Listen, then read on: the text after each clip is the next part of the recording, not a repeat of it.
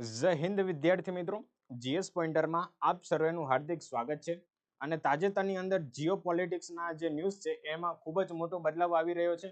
આપ સર્વેને ખ્યાલ હશે કે ઈરાન, ઇઝરાયલ અને અમેરિકા વચ્ચે યુદ્ધ ચાલી રહ્યું છે અને ઈરાન દ્વારા કે જે ગલ્ફ કન્ટ્રીઝ છે તેના ઉપર અટેક કરવામાં આવી રહ્યો હતો, તેનો વળતો પ્રહાર તાજેતરમાં યુએઈ, સાઉદી અરબ અને કુવૈત દ્વારા કરવામાં આવી રહ્યો છે. કે જ્યારે ઈરાન અને ઇઝરાયલ વચ્ચેનું યુદ્ધ ચાલી રહ્યું હતું ત્યારે ઈરાન દ્વારા કે જે ગલ્ફ કન્ટ્રી છે એના ઉપર અટેક કરવામાં આવતો હતો, તેની ઓઇલ રિફાઇનરી છે કે તેનું ઇન્ફ્રાસ્ટ્રક્ચર છે. હવે યુએઈ અને સાઉદી અરબ દ્વારા અને કુવૈત દ્વારા તેના ઉપર વળતો પ્રહાર કરીને ડ્રોન અને મિસાઇલ અટેક દ્વારા છોરી છુપે એટેક કરવામાં આવી રહ્યો છે. એક તાજા સમાચાર આવી રહ્યા છે વર્લ્ડ અફેર્સની અંદર. તો વાત કરીએ કે UAE attack Iran in last મંથની વાત કરીએ કે અમેરિકાના ન્યૂઝપેપરની અંદર કહેવામાં આવ્યું છે કે UAE attack targeted refinery located on Iran islands. આવનારી યુપીએસસી અને જીપીએસસી ની પરીક્ષાની અંદર જો પૂછાઈ જાય ફેક્ચ્યુઅલ ડેટાબેઝ પ્રશ્ન કે આ લવણ આઇલેન્ડ્સ ક્યાં આવેલો છે, લવણ આઇલેન્ડ્સ કે જે ઈરાન દેશની અંદર આવેલો છે, અહીંયા ઓઇલની રિફાઇનરીઓ આવેલી છે. તો શું છે તો United Arab Emirates carried out attacks on Iran early last month, source will Wall Street Journal revealing previously unknown participant the war Y.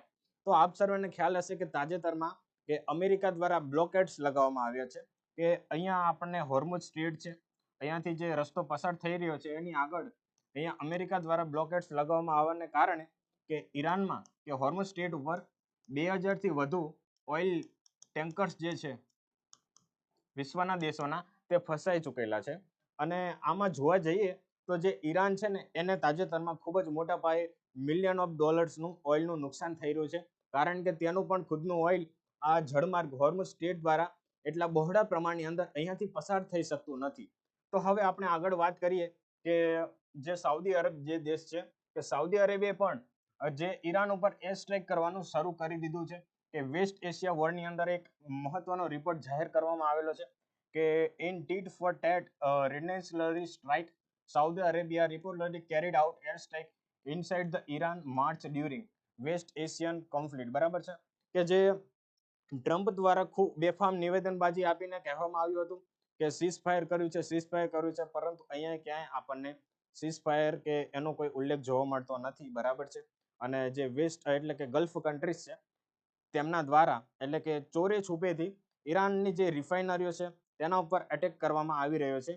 અને જે પરિસ્થિતિ નિર્માણ પામી છે ઈરાનની અંદર તે જોતા એવું લાગે છે કે આગામી સમયની અંદર વૈશ્વના દેશોની અંદર એટલે કે વિશ્વના જે કન્ટ્રીઝ છે એની ઉપર કે ઓઇલના ભાવમાં વધારો જોવા મળશે, ઉપરાંત કે જે ખાણ ખનીજ છે એના પણ ભાવમાં વધારો જોવા મળશે અને મોંઘવારી અને બેરોજગારીનું પ્રમાણ ખૂબ જ એટલે કે ફલિત થઈ શકે છે, એટલે કે તેનું વધી શકે છે, મોંઘવારી વધી શકે છે.